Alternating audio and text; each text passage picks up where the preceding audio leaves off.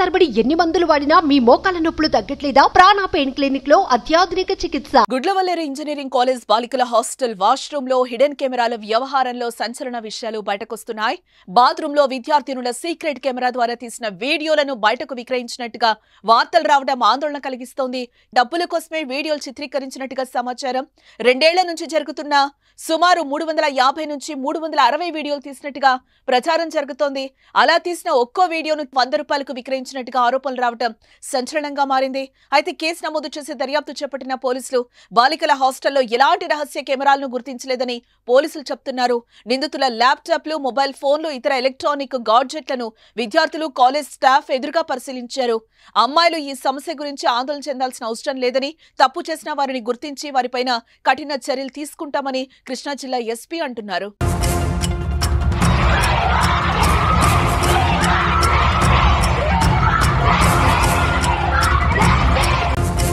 ఇటు మరోవైపు సీఎం చంద్రబాబు, విద్యా ఐటీ శాఖ మంత్రి నారా లోకేష్ సీరియస్ అయ్యారు.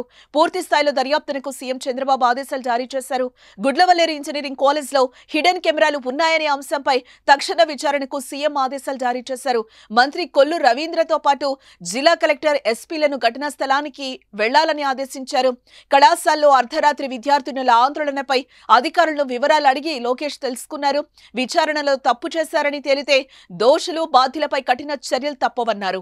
ఇటువంటి ఘటనలు కాలేజీల్లో పునరావృతం కాకుండా చర్యలు తీసుకోవాలని ఉన్నతాధికారులకు ఆదేశించారు. కళాశాలల్లో ర్యాగింగ్, వేధింపులు లేకుండా యాజమాన్యాలు ముందస్తు చర్యలు తీసుకోవాలన్నారు.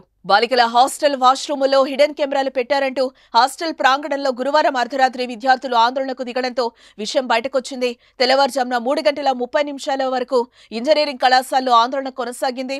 ఫైనల్ ఇయర్ విద్యార్థికి మరో విద్యార్థిని సహకరిస్తూ కెమెరాలు ఏర్పాటు చేసినట్టు విద్యార్థులంతా ఆరోపిస్తున్నారు.